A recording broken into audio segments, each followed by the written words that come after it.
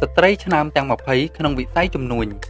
សៀវភៅនេះនឹងលើកយកនៅរឿងរ៉ាវរបស់សហគ្រិនស្ត្រីចំនួន20រូបដែលបានទទួលជោគជ័យក្នុងការបំពេញការងារផ្ទាល់ខ្លួនរួមទាំងអាចផ្សារភ្ជាប់ទំនាក់ទំនងយ៉ាងជិតស្និទ្ធជាមួយនឹងអ្នកទទួលផលដោយផ្ទាល់ទៀតផងអាជីវកម្មពោពេញដោយភាពច្នៃប្រឌិតរបស់ពួកគេរួមបញ្ចូលនៅសេវាជាច្រើនប្រភេទផ្សេងៗគ្នារាប់ចាប់តាំងពីការជួយសង្គ្រោះទៅដល់ជនរងគ្រោះដោយទឹកអាស៊ីតការព្យាបាលបញ្ហាសើស្បែកដោយឥតគិតថ្លៃអាជីវកម្មសម្លៀកបំពាក់ផ្នែកខាងក្នុងរបស់នារីនៅតាមប្រព័ន្ធអនឡាញការបូបធ្វើដោយដៃសម្ភារៈតុបតែងលម្អកាយរហូតដល់ប្រភេទផលិតផលដែលគិតគូរពីបរិស្ថានសម្រាប់ប្រើប្រាស់ប្រចាំថ្ងៃជាដើមមិនត្រឹមតែប៉ុណ្ណោះពួកគេក៏បានចូលរួមចំណែកយ៉ាងសំខាន់ក្នុងការលើកកម្ពស់ការងារវិចិត្រករក្នុងតំបន់ការផ្តល់ជំនួយសុខភាពដល់បុគ្គលដែលកំពុងស្ថិតក្នុងស្ថានភាពលំបាកការពិគ្រោះយោបល់ការផ្តល់ដំណោះស្រាយអំពីការធ្វើទីផ្សារប្រកបដោយភាពច្នៃប្រឌិត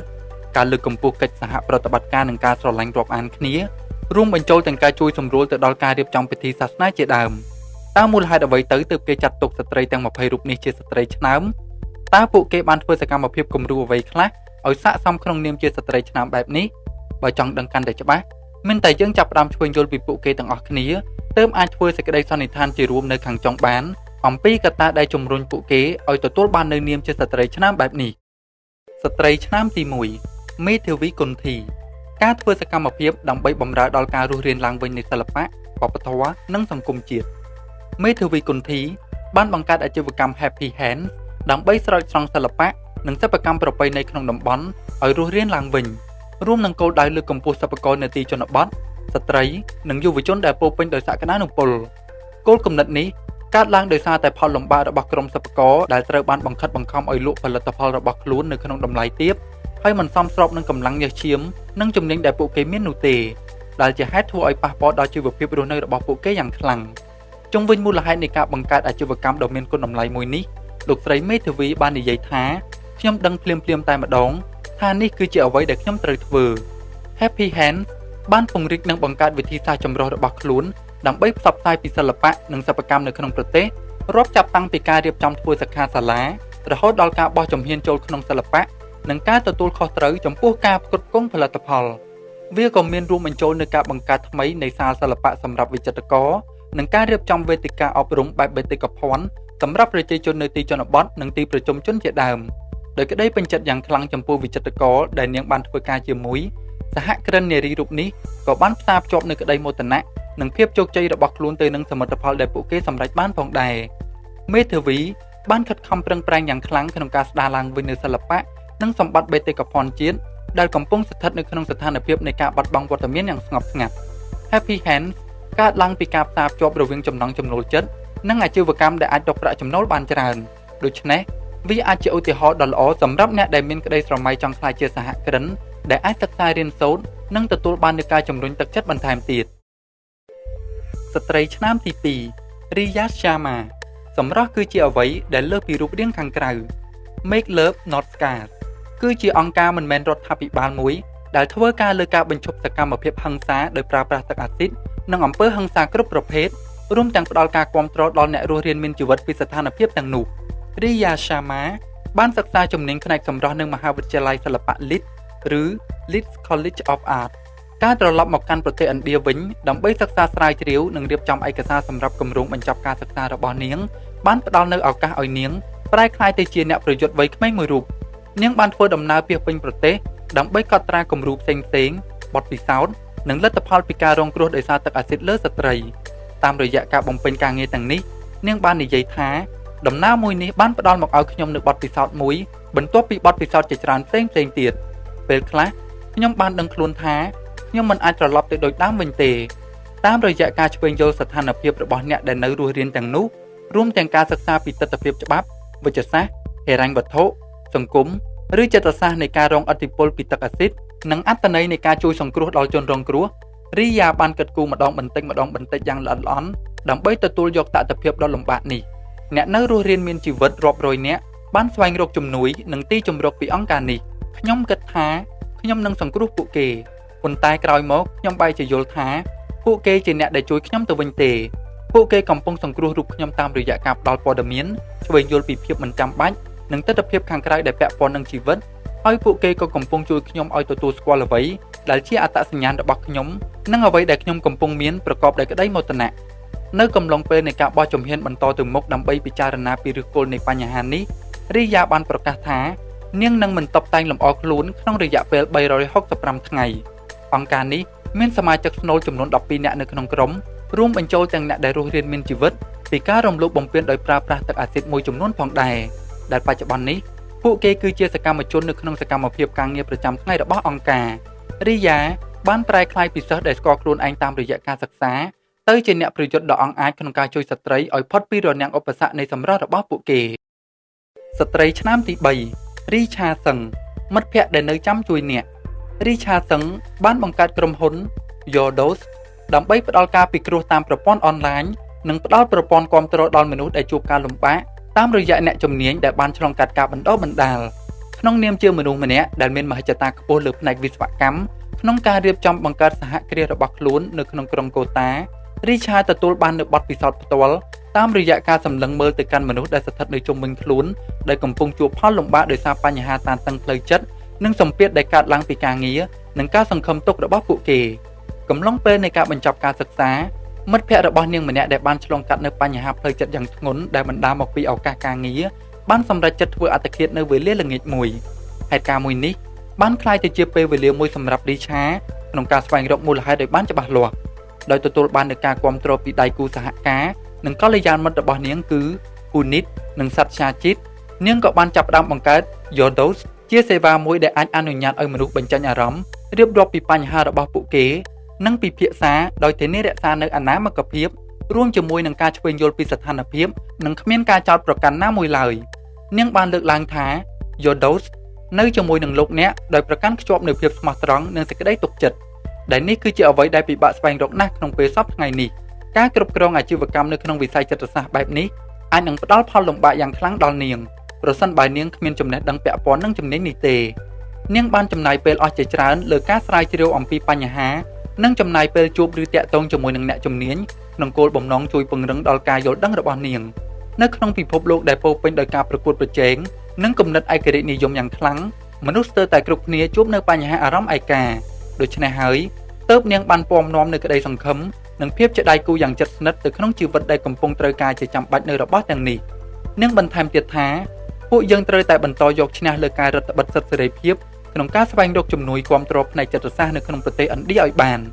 នាងថែមទាំងបញ្ជូនសារដ៏មានអត្ថន័យដើម្បីបង្វែរឥរិយាបថរបស់បុរសគ្រប់វ័យនៅក្នុងប្រទេសឲ្យយល់ច្បាស់និងសម្ដែងនូវការគោរពចំពោះស្ត្រីទាំងបុរសទាំងស្ត្រីដែលប្រឈមនឹងស្ថានភាពវិបត្តិផ្លូវចិត្តនេះរីឆាជឿជាក់ថាឥរិយាបថប្រកបដោយសមភាពនិងការយល់ច្បាស់ពីគ្នាអាចដើរតួជាមិត្តដ៏ល្អបំផុតនៅក្នុងពិភពលោកនេះបានស្ត្រីឆ្នាំទី4ម៉ាស៊ូមីណាវ៉ាឡានាងធ្វើការដែលតាក់ទងនឹងស្ទីលបំណងប្រាថ្នារបស់ម៉ាស៊ូមីណាវ៉ាឡាចំពោះវិស័យការងារដែលតាក់ទងទៅនឹងម៉ូដសម្លៀកបំពាក់បានធ្វើឲ្យនាងសម្រេចនូវគំនិតច្នៃប្រឌិតរបស់ខ្លួននោះគឺការបង្កើតអាជីវកម្មអនឡាញ Stylefista ដែលជាពិភពគ្រឿងអលង្ការនិងសម្ភារៈទាន់សម័យក្នុងវ័យកុមារម្ដាយរបស់នាងបានស្ដីបន្ទោសចំពោះទង្វើធ្វេសប្រហែសរបស់នាងក្នុងនាមជាស្ត្រីខណៈដែលនាងទៅធ្វើការជាអ្នកហាត់ការនៅក្នុងស្ថាប័នដែលបំពេញការងារផ្នែកទីផ្សារលើម៉ាកយីហោផលិតផលមួយគម្រោងមួយក្នុងចំណោមគម្រោងដទៃទៀតរបស់នាងតម្រូវឲ្យនាងធ្វើជាអ្នកផ្សព្វផ្សាយម៉ូដសម្លៀកបំពាក់នេះគឺជាកន្លែងចាប់ផ្ដើមដំបូងរបស់នាងក្នុងការប្រើប្រាស់គំនិតដ៏អស្ចារ្យរបស់ខ្លួនចំពោះនាងការងារនេះដូចជាក្តីស្រឡាញ់ដែលកើតឡើងមួយរំពេចនៅពេលដែលបានសិក្សាស្រាវជ្រាវនិងឆ្វេងយល់អំពីលក្ខណៈនៃការធ្វើប្លុកសម្រាប់ផ្សព្វផ្សាយអ្នករៀនវ័យក្មេងដែលទើបបញ្ចប់ការសិក្សារូបនេះបានចាប់ផ្ដើមបង្កើតប្លុកផ្ទាល់ខ្លួនសម្រាប់ផ្សព្វផ្សាយម៉ូដអស់រយៈពេល2ឆ្នាំក្នុងការធ្វើប្លុកម៉ាស៊ូមបានកត់សម្គាល់ពីឱកាសនិងចំណុចខ្វះខាតដែលត្រូវធ្វើនិងអភិវឌ្ឍក្នុងការផ្សព្វផ្សាយម៉ូដតាមប្រព័ន្ធអនឡាញនាងនិយាយដោយសំឡេងរឹងមាំថាខ្ញុំបានធ្វើដំណើរចាកចេញពីប្រទេសជាមួយនឹងឪពុកម្ដាយរបស់ខ្ញុំហើយខ្ញុំបានដឹងអំពីចំណុចខ្វះខាតយ៉ាងធំរវាងម៉ូដអន្តរជាតិនិងអ្វីដែលជាគំនិតរបស់ជនជាតិឥណ្ឌាគិតចំពោះម៉ូដអន្តរជាតិនេះគឺជាកង្វះខាតដែលខ្ញុំចង់បំពេញបន្ថែមបន្ទាប់មកនាងបានបន្តការសិក្សារយៈពេលខ្លីនៅជំនាញអាជីវកម្មសម្រាប់ម៉ូដសម្លៀកបំពាក់នៅឯមហាវិទ្យាល័យរចនាម៉ូដក្រុងឡុងនិងសាលា Central Saint Martin ក្រោយពីត្រឡប់មកប្រទេសវិញនាងចាប់ផ្ដើមដំណើរការគេហទំព័រ stylefista.com នៅក្នុងឆ្នាំ2012ដែលនេះគឺជាគេហទំព័រដែលផ្ដល់នូវភាពទាក់ទាញមានតម្លៃសមរម្យ និងប្រមូលផ្ដុំដោយមុតផ្សេងៗជាច្រើនដែលងាយស្រួលក្នុងការស្វែងរកនៅជុំវិញពិភពលោកបច្ចុប្បន្ននេះ Stalvista មានអតិថិជនរាប់រយពាន់នាក់ជុំវិញពិភពលោកដែលមានតាំងពីអ្នករស់នៅតាមទីក្រុងធំៗរហូតដល់តំបន់តូចៗផងដែរដោយមានការគាំទ្រពីសមាជិកចំនួន15នាក់នៃក្រុមរបស់នាង Mazoom បានប្រដាំងពីអត្ថន័យបង្កប់នៅក្នុងឈ្មោះ Stalvista នេះថាចែករំលែកស្ទីលភាពទាន់សម័យនិងក្តីរីករាយទៅកាន់អ្នកទាំងអស់គ្នានាងមានគោលដៅចង់ពង្រីកផលិតផលរបស់ខ្លួនដូចជាកាបូបនិងកម្មវិធីពិព័រណ៍ជាច្រើនប្រភេទផងដែរនាងបានបន្តដោយសង្កត់ធ្ងន់ថាក្នុងនាមជាស្ត្រីយើងទទួលបាននូវភាពស្រស់ស្អាតរៀងៗខ្លួនដែលមនុស្សផ្ទុយភេទពីយើងមិនមានហើយយើងអាចនឹងក្លាយទៅជាមនុស្សឆោតល្ងង់ប្រសិនបើមិនប្រើប្រាស់នូវអ្វីដែលយើងមានទាំងនោះស្ត្រីឆ្នាំទី5រចនាណាក្រានីអាជីវកម្មសុភមង្គលរចនាណាក្រានីបានបង្កើតអាជីវកម្មភីតារ៉ាអមដោយបាវចនាផ្ដល់នូវសុភមង្គលតាមរយៈកាបូបនិងសម្ភារៈលម្អទាន់សម័យគ្រប់ប្រភេទដល់មនុស្សគ្រប់រូបនាងកើតនៅក្នុងក្រុងឡាក់ណូហើយបានបញ្ចប់ការសិក្សានៅវិទ្យាស្ថានជាតិបច្ចេកវិទ្យានៃការរចនាម៉ូដនិងបានផ្លាស់ទៅរស់នៅក្រុងបង់កាឡូការចាប់ផ្ដើមអាជីវកម្មរបស់នាងប្រព្រឹត្តទៅនៅពេលដែលស្វាមីរបស់នាងបានផ្ដល់នូវអំណោយជាម៉ាស៊ីនដេរដល់រូបនាងហើយនាងក៏បានបោះជំហានចូលទៅក្នុងវិស័យរចនាម៉ូដនិងកាត់ដេរកាបូបលើកដំបូងនៅក្នុងជីវិតរបស់នាងនៅក្នុងសប្តាហ៍ដំបូងដែលនាងទទួលបានអំណោយមួយនោះតែម្ដងនាងបានចាប់ផ្ដើមបើកដំណើរការភីតារ៉ាដែលនៅក្នុងភាសាហិណ្ឌូមានន័យថាឡាំងឬប្រអប់សម្រាប់ផ្ទុករបស់របរហើយមុខរបរនេះមានគោលដៅក្នុងការជំរុញស្នាមញញឹមនៅលើផ្ទៃមុខរបស់មនុស្សគ្រប់គ្នាជំរុញឲ្យមានក្តីសប្បាយរីករាយនិងផ្សារភ្ជាប់ជាមួយនឹងភាពច្នៃប្រឌិតដែលនាងមាននៅក្នុងរយៈពេល5ឆ្នាំភីតារ៉ាគឺជាម៉ាកយីហោមួយដែលគេស្គាល់ថាប្រមូលផ្ដុំដោយសម្ភារៈដែលជួយអ្នកមិនឲ្យមានអារម្មណ៍ឯកានិងអាចបំពេញសេចក្តីត្រូវការនិងបំពេញចិត្តរបស់អ្នកប្រើប្រាស់បានពោលគឺជាការរួមបញ្ចូលដ៏ល្អឥតខ្ចោះនៃសេចក្តីសុខប្រកបដោយភាពទាន់សម័យសម្ភារៈប្រណិតដែលរួមមានកាបូបដៃកាបូបធំគ្រឿងអលង្ការនិងសម្ភារៈលម្អជាច្រើនប្រភេទទៅតាមម៉ូដថ្មីលើពីនេះរចនាបានពន្យល់ថាក្តីសាទរចំពោះដំណើរការអាជីវកម្មភីតារ៉ានិងអារម្មណ៍ស្រឡាញ់ពេញចិត្តដែលរំលេចឡើងតាមរយៈការរចនាផលិតផល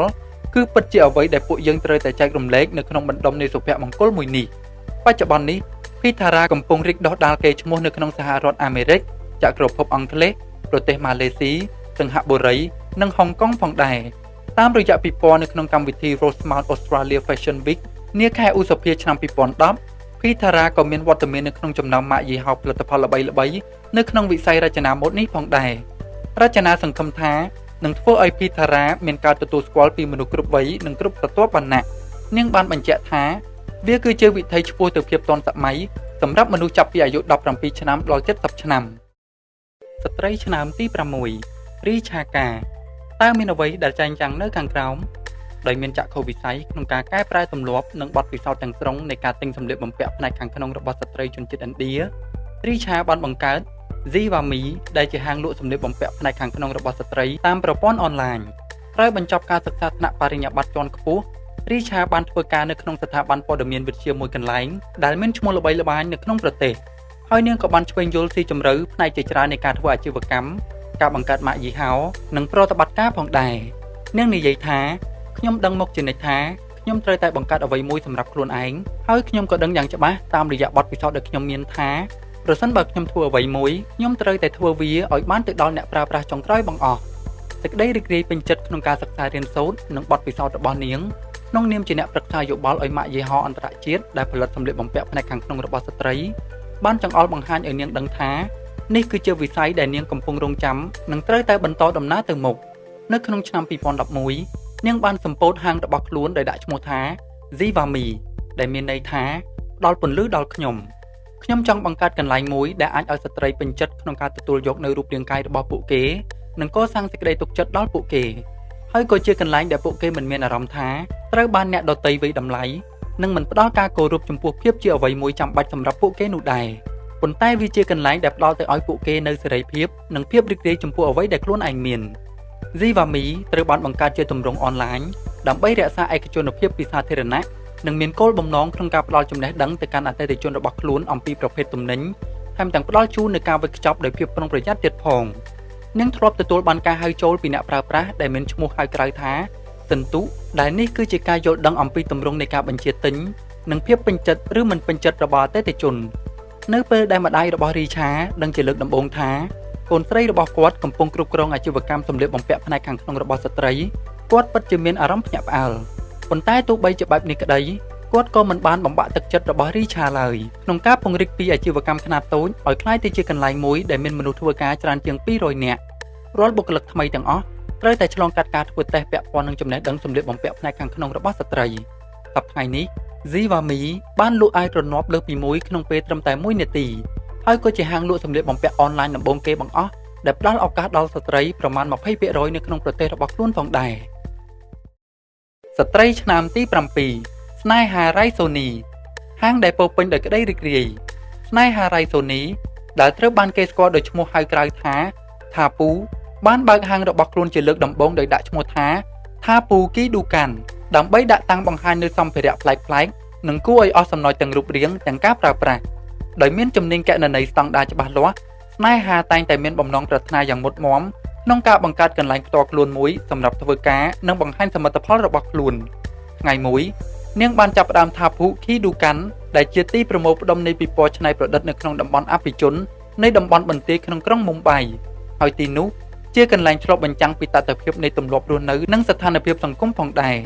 នាងពន្យល់ថានៅក្នុងហាងThapu Kidukan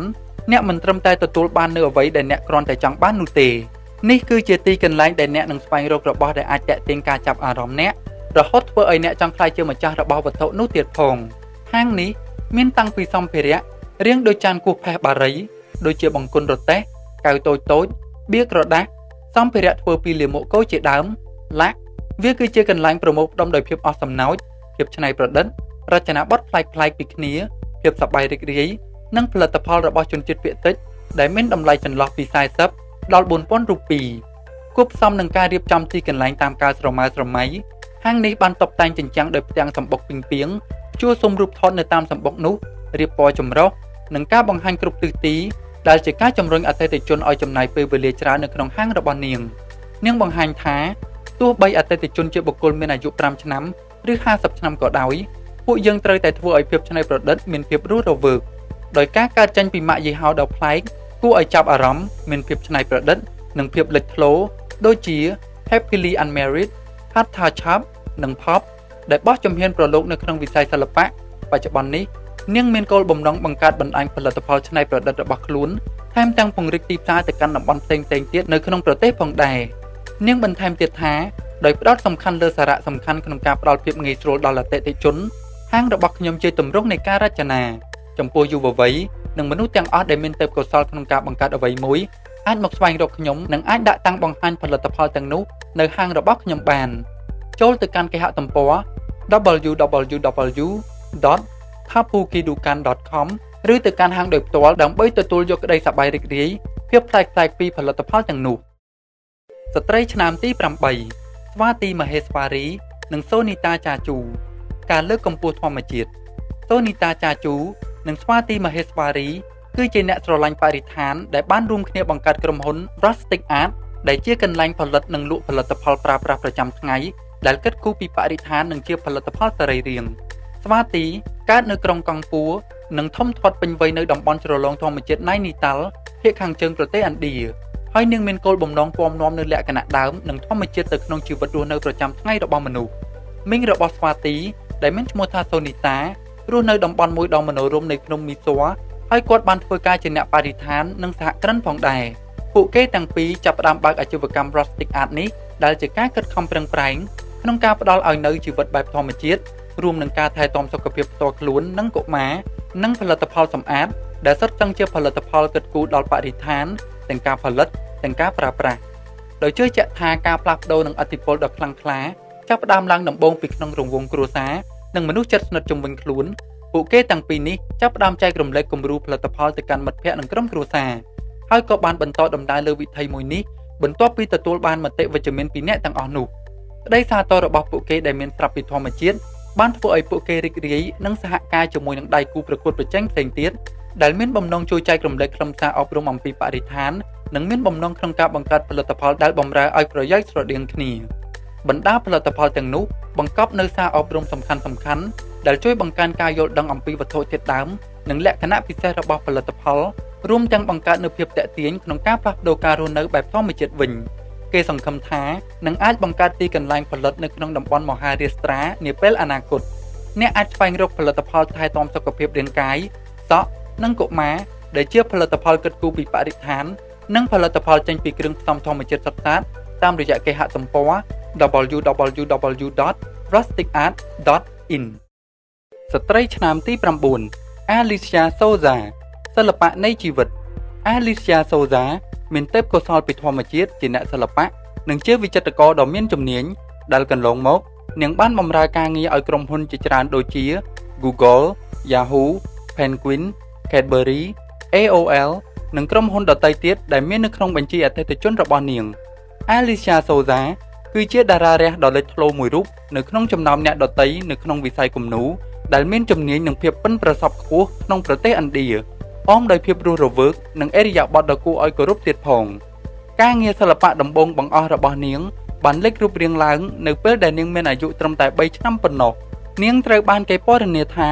ជាកុមារម្នាក់ដែលពោរពេញដោយក្តីរីករាយចង់ចេះចង់ដឹងពូកែខាងពាក្យពេចន៍និងមានរឿងរ៉ាវដ៏គួរឲ្យភ្ញាក់ផ្អើលដូចទៅនឹងការបង្ហាញតាមរយៈស្នាដៃសិល្បៈរបស់នាងដែរលើសពីនេះនាងបានបង្កើតស្ទូឌីយោផ្ទាល់ខ្លួននៅក្រុងបង់ហ្គាឡូប្រទេសឥណ្ឌានាងបានចំណាយពេលវេលាជាច្រើនរស់នៅក្នុងតំបន់មជ្ឈមបូព៌ានិងបានបញ្ចប់ការសិក្សាជំនាញរចនានិងទំនាក់ទំនងក្រោយមកនាងក៏បានត្រឡប់មករស់នៅក្នុងក្រុងបង់ហ្គាឡូវិញទោះបីបើនាងមិនមានអ្នកណែនាំត្រួសត្រាយក៏ដោយនាងបានព្យាយាមស្វែងរកផ្លូវឆ្ពោះទៅកាន់វិជ្ជាជីវៈសម្រាប់ខ្លួនឯងនិងផ្ដល់តម្លៃដល់ភាពជោគជ័យរបស់នាងដែលស្ដែងឡើងតាមរយៈការខិតខំប្រឹងប្រែងមានវិន័យនិងក្តីស្រឡាញ់ចំពោះការងាររបស់ខ្លួនលោក Quentin Blake គឺជាបុគ្គលគំរូដ៏សំខាន់ម្នាក់ដែលនាងបានទទួលនូវឥទ្ធិពលជាច្រើនពីគាត់មកប៉ុន្តែការជំរុញទឹកចិត្តចំពោះរូបនាងផ្ទាល់មានប្រភពពីគ្រប់ទីកន្លែងនិងអ្វីគ្រប់យ៉ាងដែលស្ថិតនៅជុំវិញខ្លួននាងបាននិយាយដោយក្តីស្រឡាញ់ថាខ្ញុំប្រហែលជាមិនបានរៀនសូត្រពីវានៅសាលារៀនបានច្រើននោះទេប៉ុន្តែនៅពេលដែលខ្ញុំជាសិស្សខ្ញុំសិក្សាពីខ្លួនឯងអំពីអ្វីដែលខ្ញុំមិនចូលចិត្តសារៈសំខាន់និងរបៀបនៃការរៀបចំកាលវិភាគនិងការសិក្សាស្រាវជ្រាវឲ្យបានល្អជីវិតតស៊ូនិងការខិតខំប្រឹងប្រែងគ្រប់បែបយ៉ាងរបស់នាងបានផ្ដល់នូវគំរូដ៏ល្អប្រសើរមួយចំពោះមនុស្សយើងគ្រប់រូបជាពិសេសស្ត្រីក្នុងការរៀនសូត្រតាមសូមចូលទៅកាន់ www.aliciasouza.com ដើម្បីយល់ដឹងបន្ថែមអំពីនាងស្ត្រីឆ្នាំទី10 Anisa Sung ទីផ្សារអេឡិចត្រូនិក Anisa Sung បានបង្កើតគេហទំព័រមួយដែលមានឈ្មោះថា mydala.com ដែលជាកន្លែងដ៏ងាយស្រួលក្នុងការទទួលយកក្តីរីករាយចំណាយតិចនិងទិញទំនិញហើយក៏ជាការចាប់ផ្ដើមដំបូងក្នុងនាមជាសហគ្រិនមួយរូបនៅក្នុងវិស័យអេឡិចត្រូនិកស្ត្រីដែលមានបុត្រចំនួន2រូបនេះបានផ្លាស់ទៅសហរដ្ឋអាមេរិកកាលពី20ឆ្នាំមុនដើម្បីបន្តការសិក្សាកម្រិតឧត្តមសិក្សានាងនិយាយពីជីវិតកុមារភាពរបស់នាងថាកាលពីនៅក្មេងខ្ញុំគឺជាមនុស្សម្នាក់ដែលមិនចូលចិត្តធ្វើអ្វីស្របតាមសង្គមឡើយនាងបានបន្តការសិក្សាដោយគ្មានមហិច្ឆតាក្នុងខ្លួនបន្តិចសោះហើយក៏គ្មានគោលដៅច្បាស់លាស់នៅក្នុងការគិតរបស់នាងថាតើនាងគួរតែទៅណាឲ្យពិតប្រាកដសាស្ត្រាចារ្យរបស់នាងមួយរូបបានលើកទឹកចិត្តនាងឲ្យបន្តការសិក្សាថ្នាក់បរិញ្ញាបត្រជាន់ខ្ពស់តួនាទីរបស់នាងនៅក្នុងការបំពេញការងារដែលតាក់ទងនឹងរដ្ឋបាលរបស់លោកប្រធានាធិបតី Bill Clinton គឺជាជំហានចាប់ផ្ដើមដំបូងបំផុតដែលបាននាំនាងទៅរកភាពរីកចម្រើនយ៉ាងខ្លាំងនៅក្នុងការងារជាអ្នកដឹកនាំខ្ញុំបានបង្ហាញខ្លួននៅក្នុងចំណោមស្ត្រីដែលមានឥទ្ធិពលជាច្រើននៅក្នុងពិភពលោកនេះដែលបានបង្កើតនៅសហគ្រាសផ្ទាល់ខ្លួនបន្ទាប់មកនាងបានត្រឡប់មករស់នៅប្រទេសឥណ្ឌាវិញហើយចាប់ផ្ដើមបង្កើតក្រុមហ៊ុនផ្ទាល់ខ្លួនលើកដំបូងដែលមានឈ្មោះថា Kinis ឬ Kinis Software Solutions ហើយមកទល់នឹងសប្តាហ៍ថ្ងៃនេះក្រុមហ៊ុនរបស់នាងបានបម្រើសេវាផ្ដល់នូវដំណោះស្រាយលើការសិក្សាតាមប្រព័ន្ធអេឡិចត្រូនិកទៅតាមសេចក្តីត្រូវការរបស់ក្រុមហ៊ុនឥណ្ឌាដែលមានកិច្ចសហប្រតិបត្តិការជាមួយនឹងអាមេរិកចំនួន500ថ្ងៃមួយនាងយល់ថាក្រុមហ៊ុន Kinis លែងត្រូវការយកចិត្តទុកដាក់និងពេលវេលារបស់នាងតទៅទៀតហើយនាងក៏ចាប់ផ្ដើមស្រាវជ្រាវបន្ថែមអំពីការវិវត្តនៃគំរូយុទ្ធសាស្ត្របញ្ចុះតម្លៃនៅក្នុងប្រទេសចិននិងសហរដ្ឋអាមេរិកហើយបានសម្រេចចិត្តយកមកសាកល្បងនៅក្នុងប្រទេសឥណ្ឌាដោយចាប់ផ្ដើមបង្កើតគេហទំព័រ mydala.com នៅក្នុងភាសាសំស្ក្រឹត Dala មានន័យថាក្រុមជាលទ្ធផល mydala បានជួយអាជីវកម្មរបស់នាងឲ្យទទួលអតិថិជនគោលដៅតាមរយៈបណ្ដាញក្រុមមូលបត្រក្រុមហ៊ុនច្រើនជាង 100000 បានប្រើប្រាស់សេវារបស់ mydala នៅតាមបណ្ដាទីតាំងលើសពី196ទីក្រុងនៅក្នុងប្រទេសឥណ្ឌាដែលក្រុមហ៊ុននេះមានបុគ្គលិកលើសពី400នាក់នាងបានបង្ហាញពីទស្សនវិស័យរបស់នាងចំពោះគេហទំព័រដែលបានបង្កើតឡើងនេះថា អ្នកដែលចូលមកកាន់គេហទំព័រទិញអីវ៉ាន់ត្រូវតែមករកពួកយើងមុនគេស្ត្រីឆ្នាំទី11 Chanita Arora ទីកន្លែងដែលល្អឥតខ្ចោះសម្រាប់ជីវិតនិងការសិក្សា Chanita Arora បានបង្កើតវិទ្យាស្ថាន Perfect Life Sport ដើម្បីកែប្រែក្តីស្រមៃរបស់ខ្លួនក្នុងការអភិវឌ្ឍសមត្ថភាពនៃសិស្សានុសិស្សទាំងអស់ឲ្យក្លាយជាការពិតថ្មីនេះ Perfect Life Sport ទទួលបានភាពល្បីល្បាញក្នុងនាមជាវិទ្យាស្ថានភាសានិងអភិវឌ្ឍសមត្ថភាពចម្រុះ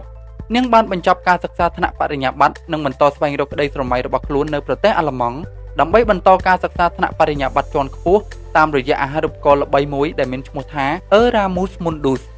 ចំពោះគោលបំណងក្នុងការស្វែងរកអាថ៌កំបាំងឆ្ពោះទៅកាន់ជីវិតដែលប្រកបដោយក្តីស្ងប់សុខ Chanita បានបន្តការសិក្សាកម្រិតអនុបណ្ឌិតនិងទទួលយកទ្រឹស្ដីពីអ្នកឯកទេសជាច្រើនដែលបានធ្វើឲ្យទស្សនវិស័យរបស់នាងចំពោះជីវិតកាន់តែមានភាពទូលំទូលាយជាងមុន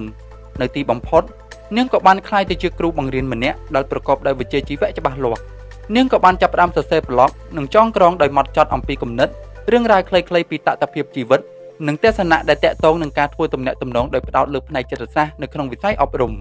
បទពិសោធន៍របស់នាងក្នុងឋានៈជាជំនួយការសាស្ត្រាចារ្យនៅក្នុងសាកលវិទ្យាល័យ Delhi បានជួយដល់នាងជាច្រើនក្នុងការស្ដែងចេញនូវចំណុចខ្វះខាតនៃប្រព័ន្ធអប់រំនាពេលបច្ចុប្បន្នជារឿយៗនាងបាននាំយកមកនៅជាមួយនឹងកុំព្យូទ័រយួរដៃ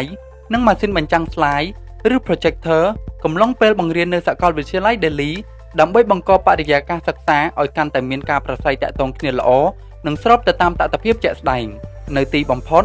នាងបានសម្រេចចិត្តបង្កើតនៅ Perfect Life Sport នៅក្នុងការបង្កើតនៅវិទ្យាស្ថានមួយនេះនាងបានលើកឡើងថាខ្ញុំពិតជាជឿជាក់ថានៅក្នុងការសិក្សាដ៏ពិតប្រាកដសិស្សានុសិស្សត្រូវតែមានអារម្មណ៍ថាទទួលបាននូវសុវត្ថិភាពនិងវិជ្ជមានខាងផ្លូវចិត្តព្រមទាំងការបង្កើតបរិយាកាសឲ្យមានភាពកក់ក្ដៅផ្ដល់តម្លៃដល់ផ្លូវចិត្តនិងលើកទឹកចិត្តឲ្យមានការសិក្សាតាមរយៈការពិសោធន៍ផ្ទាល់ Perfect Life Sport ដើរតួនាទីជាទម្រង់សម្រាប់បង្រៀនភាសាអង់គ្លេសនិងជំនាញសំខាន់ៗសម្រាប់ការងារនិងជីវិតដល់សិស្សដែលមានអាយុចន្លោះពី17ដល់24ឆ្នាំ Perfect Life Sport បានផ្ដល់ទៅឲ្យសិស្សមិនមែនគ្រាន់តែការអប់រំទូទៅប៉ុណ្ណោះទេប៉ុន្តែបានផ្ដល់ទៅឲ្យសិស្សនៅវិថីឆ្ពោះទៅកាន់ការស្វែងរកខ្លួនឯងនិងឆ្វេងយល់ឲ្យបានច្បាស់ពីសក្តានុពលរបស់ខ្លួនសូមអរគុណចំពោះ Perfect Life Sport ព្រោះសិស្សមិនត្រឹមតែមានផ្លូវចិត្តរឹងមាំប៉ុណ្ណោះទេ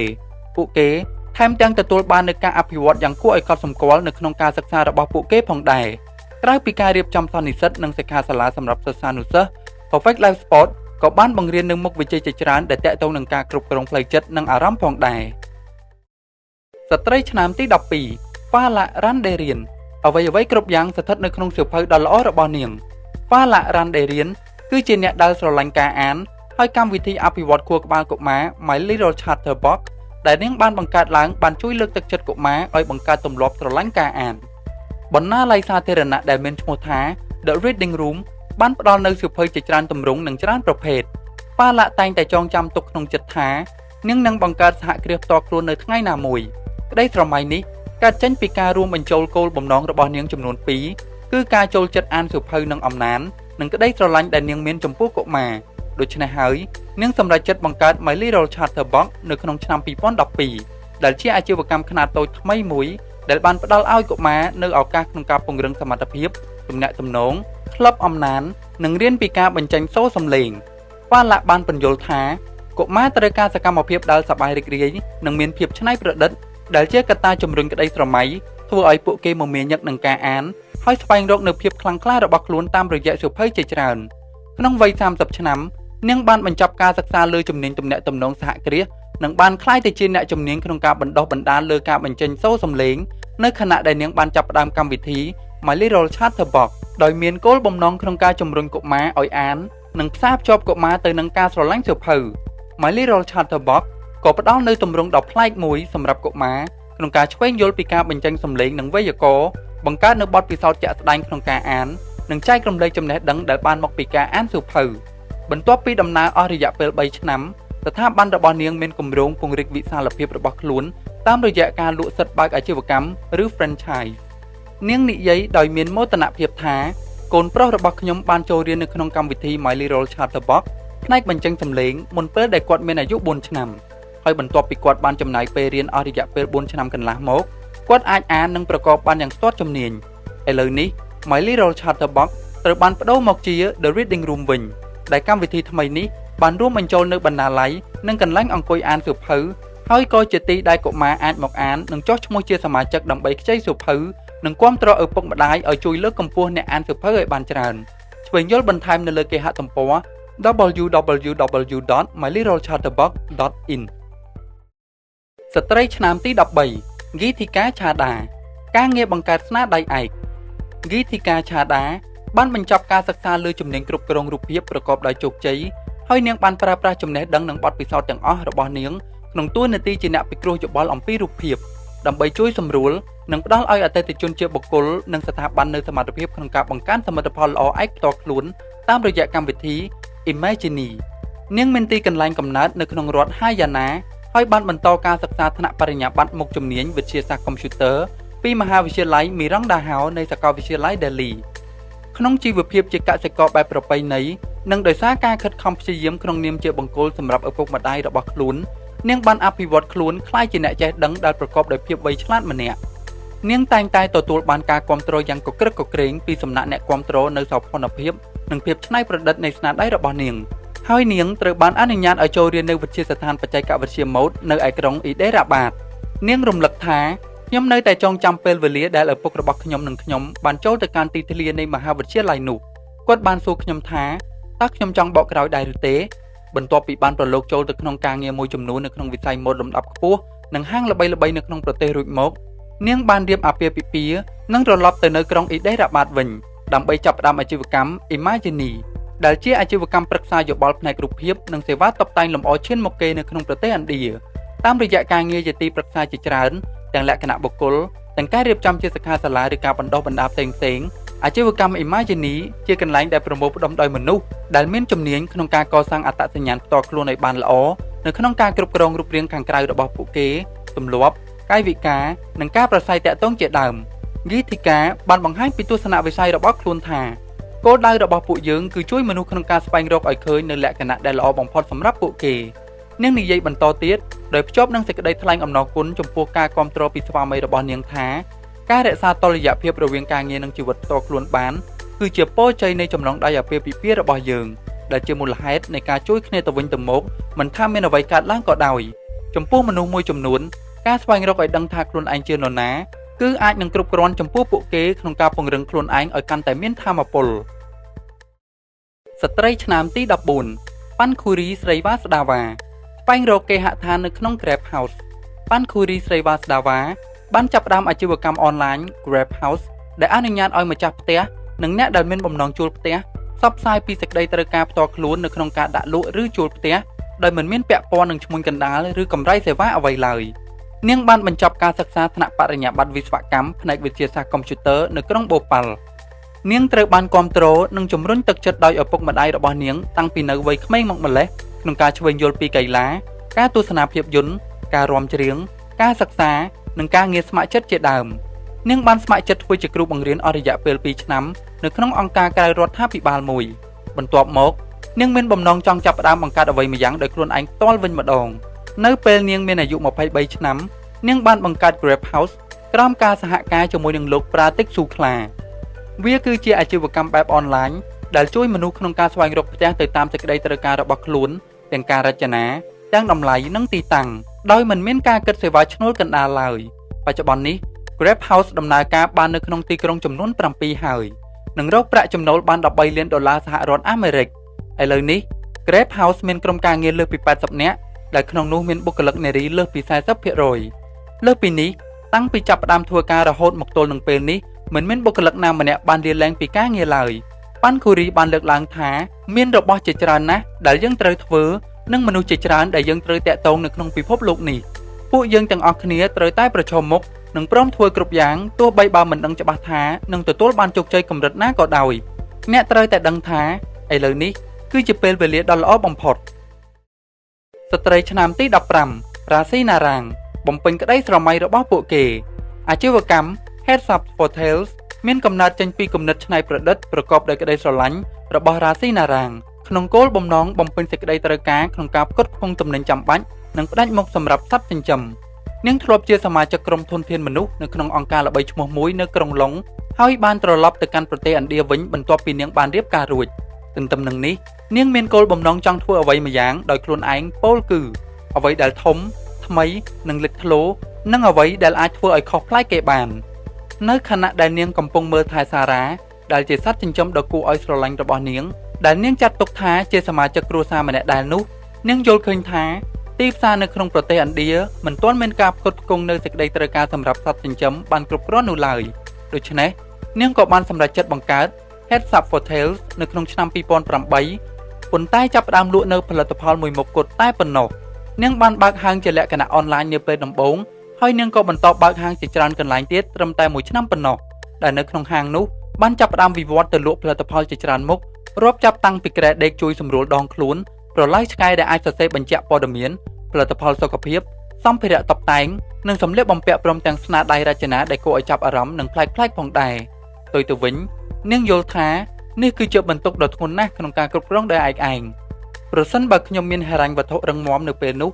ខ្ញុំអាចនឹងជួលបុគ្គលិកនិងបង្កើតជាក្រុមការងារនៅកំឡុងពេលចាប់ផ្ដើមនោះតែម្ដងនាងបានជួបប្រទះនឹងបញ្ហាផ្សេងៗទៀតនៅពេលដែលនាងបានចាក់ចេញទៅរស់នៅឯប្រទេសសង្ហបុរីជាមួយនឹងស្វាមីចំពេលដែលនាងកំពុងព្យាយាមគ្រប់គ្រងអាជីវកម្មឲ្យមានលំនឹងល្អពួកយើងត្រូវបិទហាងទំនិញអនឡាញនេះអស់រយៈពេលស្ទើរតែពេញ1ឆ្នាំទៅហើយក្រោយមករ៉ាស៊ីបានត្រឡប់មកប្រទេសឥណ្ឌាវិញនិងអភិវឌ្ឍអាជីវកម្ម Heads Up for Tails ជាលក្ខណៈគ្រួសារវិញដែលមានសមាជិករហូតដល់15នាក់ហើយក៏បន្តពង្រីកអាជីវកម្មទៅដល់សហរដ្ឋអាមេរិកផងដែរស្ត្រីឆ្នាំទី16សូមយ៉ាវ៉ាដាន់សេចក្តីសាទរចំពោះភាពជោគជ័យសូមយ៉ាវ៉ាដាន់គឺជាស្ថាបនិកនៃអាជីវកម្មសាប់ពូចាក្នុងគោលបំណងផ្ដល់នូវការពិគ្រោះយោបល់ទាក់ទងនឹងសាសនានិងហោរាសាស្ត្រជួយរៀបពិធីសាសនានិងបម្រើសេវាសម្រាប់គ្រប់កម្មវិធីនិងទៅតាមសេចក្តីត្រូវការរួមទាំងផ្ដល់នូវការជួយសម្រួលផ្នែកភស្តុភារតាំងពីដំណាក់កាលចាប់ផ្ដើមរហូតដល់ការរៀបចំយ៉ាងល្អិតល្អន់នាងបានបញ្ចប់ការសិក្សាមុខជំនាញរដ្ឋបាលអាជីវកម្មនិងហិរញ្ញវត្ថុនៅមហាវិទ្យាល័យ Imperial College of London និងទទួលបានសញ្ញាបត្រកម្រិតបរិញ្ញាបត្រជាន់ខ្ពស់ក្នុងមុខជំនាញស្រាវជ្រាវប្រតិបត្តិការនិងបរិញ្ញាបត្រមុខជំនាញស្ថិតិពីមហាវិទ្យាល័យ Lady Sri Ram នាងបានបន្តពង្រីកវិជ្ជាជីវៈរបស់ខ្លួនដោយធ្វើការនៅក្នុងក្រុមហ៊ុន KPMG និង Ernst & Young នៅពេលដែលត្រឡប់មកប្រទេសឥណ្ឌាវិញនាងចាប់ផ្ដើមបើកដំណើរការគេហទំព័រ sappuja.com ដែលជាគេហទំព័រដំបូងគេបង្អស់ដែលបម្រើសេវាពាក់ព័ន្ធនឹងការរៀបចំពិធីវេទនិងទស្សន៍ទាយអនាគតកាលរបស់មនុស្សតាមបែបវិទ្យាសាស្ត្រនិងការពិតជាក់ស្ដែងខ្ញុំយល់ពីស្ថានភាពដ៏លំបាកនៅពេលដែលមិត្តភ័ក្តិជិតស្និទ្ធរបស់ឪពុកខ្ញុំបានលាចាកលោកដោយហេតុថាសាច់ញាតិជិតស្និទ្ធរបស់គាត់រស់នៅឯបរទេសដែលនេះបានបង្កជាបញ្ហាចម្បងក្នុងការរៀបចំពិធីបុណ្យសម្រាប់មនុស្សដែលបានចែកឋានទៅដោយគ្មានអ្នកណែនាំហើយសមាជិកគ្រួសាររបស់គាត់កំពុងតែកើតទុក្ខយ៉ាងខ្លាំងខ្ញុំពិតជាមិនស្រណុកចិត្តនោះឡើយដែលត្រូវឈរអោបដៃមើលការរៀបចំពិធីបុណ្យដែលមានលក្ខណៈមិនគ្រប់ជ្រុងជ្រោយបែបនោះសូមយ៉ាសម្រាប់ចិត្តសហការជាមួយនឹងវិទ្យាស្ថានអប់រំដែលធ្វើការងារពាក់ព័ន្ធនឹងពិធីវេទនៅក្នុងប្រទេសដើម្បីទទួលបានការណែនាំនិងបង្ហាត់បង្ហាញទៅតាមជំនាញនិងធនធានដែលពួកគេមានដើម្បីបង្កើនចំណេះដឹងរបស់នាងនៅក្នុងវិស័យមួយនេះនាងបានចូលរៀនមុខវិជ្ជាហោរាសាស្ត្របែបគម្ពីរវេទបន្ថែមទៀតការសិក្សានេះបានជួយដល់នាងក្នុងការរៀបចំផលិតផលនិងសេវាក្នុងតម្លៃនិងលក្ខខណ្ឌសមរម្យក្រុមរបស់នាងនាពេលបច្ចុប្បន្ននេះមានសមាជិកចំនួន15នាក់ហើយបន្ទាប់មកនាងបានព្យាយាមផ្សារភ្ជាប់ទំនាក់ទំនងជាមួយនឹងបណ្ដាញនៃអ្នករៀបចំពិធីបុណ្យបែបជំនឿនិងសាសនាធំៗនៅក្នុងប្រទេសហើយសមិទ្ធផលដែលសម្រេចបាននេះចំណាយពេលអស់ត្រឹមតែ2ឆ្នាំប៉ុណ្ណោះស្ត្រីឆ្នាំទី17ស្នេហ៍សាមាគេហទំព័រនៃពិភពស្ត្រីអ៊ីទីសាគឺជាភ្នាក់ងារប្រព័ន្ធ Digital សម្រាប់ស្ត្រីតែមួយគត់ដែលបានបង្កើតមាតិកាយ៉ាងគួរឲ្យចាប់អារម្មណ៍ការរចនាទាក់ទាញនិងការច្នៃប្រឌិតថ្មីៗក្រោមការដឹកនាំរបស់ស្នេហ៍សាមា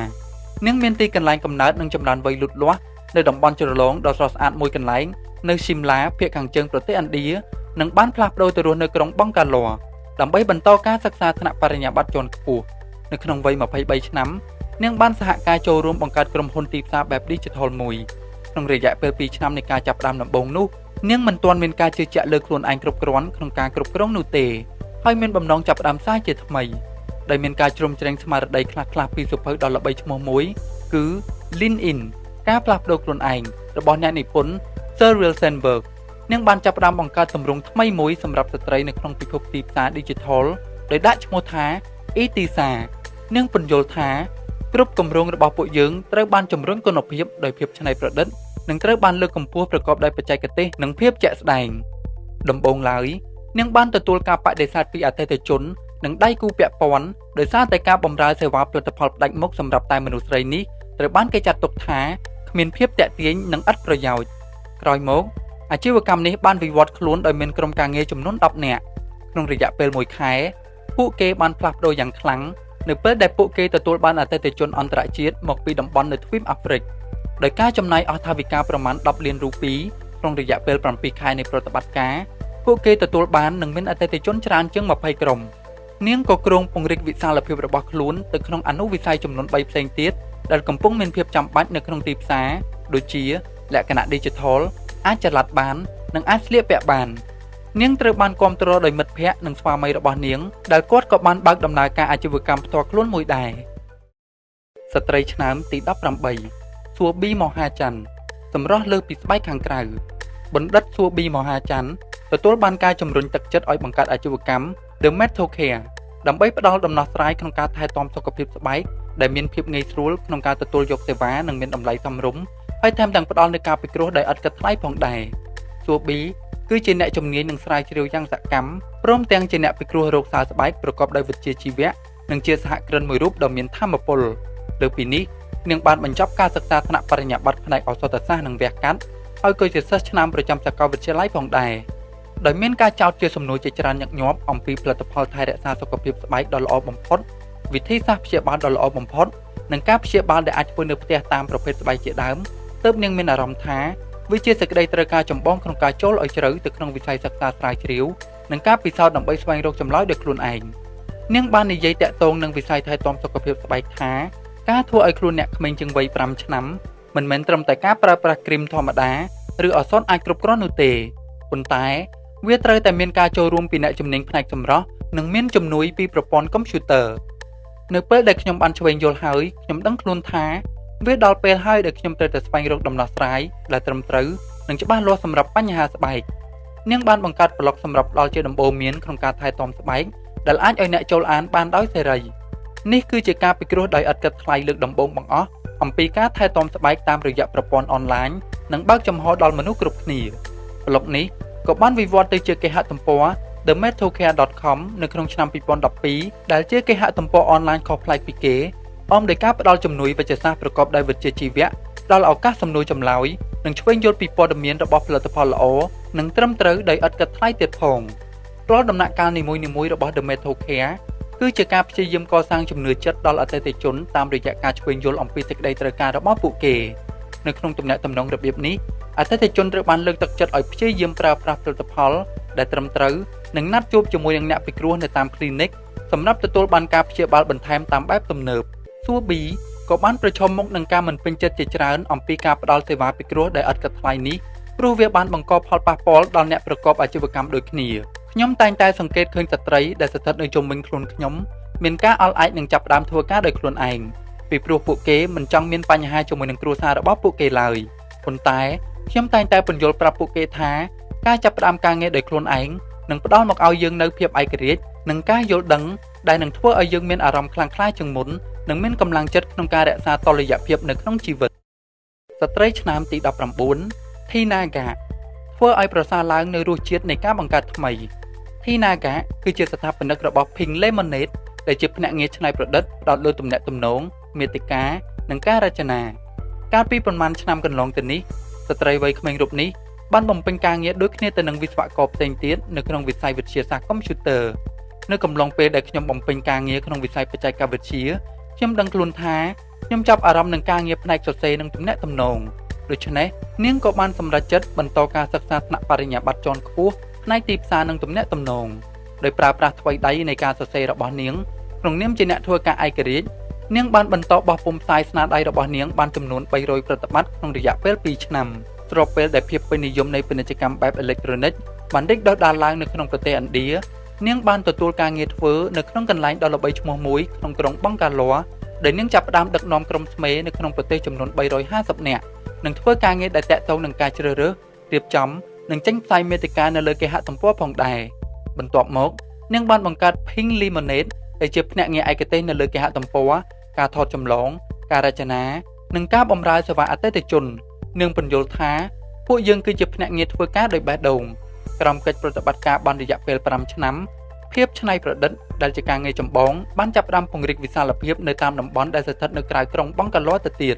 ហើយទទួលបានអតិថិជនជាក្រុមហ៊ុនប្រមាណ250ក្រុមហ៊ុនដែលភាគច្រើនជាក្រុមហ៊ុនលំដាប់ខ្ពស់នៅក្នុងប្រទេសលោកតាប៉ានដែលជាស្វាមីរបស់ខ្ញុំក៏បើកអាជីវកម្មផ្ទាល់ខ្លួនផងដែរហើយការណែនាំរបស់គាត់ចំពោះខ្ញុំគឺជាគន្លឹះដ៏មានឥទ្ធិពលមួយសម្រាប់ជំរុញដំណើរការអាជីវកម្មរបស់ Pink Lemonade ដោយគិតគូរពីការលើកទឹកចិត្តមនុស្សឲ្យមានភាពរីករាយក្នុងជីវិតរស់នៅផ្ទាល់ខ្លួនក្រៅពីការទទួលខុសត្រូវលើការងារអាជីវកម្មនេះបានបង្កើតគំនិតច្នៃប្រឌិតថ្មីៗទៀតដូចជា Pink Holiday ដែលជាថ្ងៃឈប់សម្រាកនិងជាថ្ងៃតបស្នងបុគ្គលិកតាមរយៈការចាប់រង្វាន់ប្រចាំខែក្រៅពីនេះក៏មាននៅកម្មវិធីថ្ងៃសុខដ៏រីករាយនិងផ្ដល់រង្វាន់លើកទឹកចិត្តសម្រាប់បំពេញការងារឲ្យបានកាន់តែល្អប្រសើរស្ត្រីឆ្នាំទី20 វីដូឡាកានីកាកូថេការផ្សព្វផ្សាយពីតុល្យភាពជីវិតវីដូឡាកានីកាកូថេគឺជាសហស្ថាបនិករបស់ក្រុមហ៊ុន Think Creative Ad Solution ដែលបម្រើសេវាផ្ដល់ដំណោះស្រាយគ្រប់ដំណាក់កាលក្នុងការធ្វើទីផ្សារការផ្សព្វផ្សាយការបង្កើតម៉ាកយីហោនិងការគ្រប់គ្រងកម្មវិធីជាដើមអស់រយៈពេលច្រើនជាង2ទសវត្សរ៍កន្លងមកនេះគ្រូបង្រៀនផ្នែកសិល្បៈនៅក្នុងក្រុងមុំបៃបានណែនាំដល់ឪពុកម្ដាយជាច្រើនឲ្យអនុញ្ញាតកូនស្រីរបស់ពួកគេបន្តអាជីពនៅក្នុងវិស័យសិល្បៈទោះបីបើមើលទៅជាលក្ខណៈបង្ខិតបង្ខំនិងហាក់ដូចជាមិនស័ក្តិសមចំពោះអ្នកគោរពសាសនាព្រាហ្មណ៍ក៏ដោយជាការពិត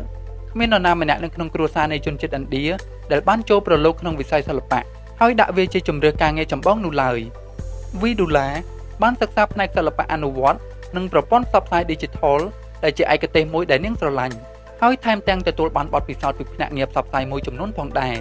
នៅក្នុងការកត់សម្គាល់ចំពោះចំណុចខ្លាំងរបស់នាងក្នុងការប្រើប្រាស់ភាពច្នៃប្រឌិតសម្រាប់អាជីវកម្មនាងបានរកឃើញថាការបង្កើតនៅអ្វីដែលជារបស់ខ្លួននឹងជួយឲ្យអាជីវកម្មរបស់នាងមានផលិតភាពកាន់តែខ្ពស់និងអាចរកប្រាក់ចំណូលបានកាន់តែច្រើននាងនិងមិត្តភ័ក្តិបានសហការគ្នាបង្កើតជាក្រុមមួយដោយចាប់ផ្ដើមពីការធ្វើការដោយឯករាជ្យនៅក្នុងការងារដំបូងដែលពួកគេបានធ្វើឲ្យអតិថិជនពួកគេជួបប្រទះនូវបញ្ហាប្រព័ន្ធកុំព្យូទ័រមិនដំណើរការហើយពួកគេត្រូវខ្ចីម៉ាស៊ីនផ្ដិតនិងការិយាល័យនៅតំបន់នោះដើម្បីសម្រេចការងារនៅពេលដែលពួកគេសម្រេចបានការងារសម្រាប់អតិថិជនដំបូងរបស់ពួកគេហើយពួកគេបានបង្កើតអាជីវកម្ម Think Creative Solutions ជាផ្លូវការតែភ្នាក់ងារមួយនេះត្រូវតែផ្ដល់ភាពកក់ក្ដៅការសហការនិងការងារដែលមានភាពច្បាស់លាស់និងល្អិតល្អន់បំផុតដល់អតិថិជនវីដូឡាបានលើកទឹកចិត្តដល់សមាជិកក្នុងក្រុមទាំង15នាក់ឲ្យអាននិងឆ្វេងយល់ពីរាល់ដំណើរការក្នុងការអនុវត្តរួមបញ្ចូលទាំងការផ្សារភ្ជាប់បណ្ដាញទំនាក់ទំនងជាមួយនឹងអតិថិជនដែលមានស្រាប់និងអតិថិជនសំខាន់ៗដទៃទៀតរាល់ឱកាសក្នុងការយល់ដឹងនិងរៀនសូត្រត្រូវតែចាប់យកឲ្យបាននៅពេលដែលគេនិយាយពីស្ត្រីគេតែងតែទទួលស្គាល់នូវសមត្ថភាពក្នុងការធ្វើពហុការងារនាងពិតជាពេញចិត្តនូវចំណុចខ្លាំងរបស់នាងក្នុងនាមជាស្ត្រីដែលជាមនុស្សម្នាក់មានឯករាជ្យភាពខ្លាំងការទទួលខុសត្រូវនិងភាពជាអ្នកដឹកនាំ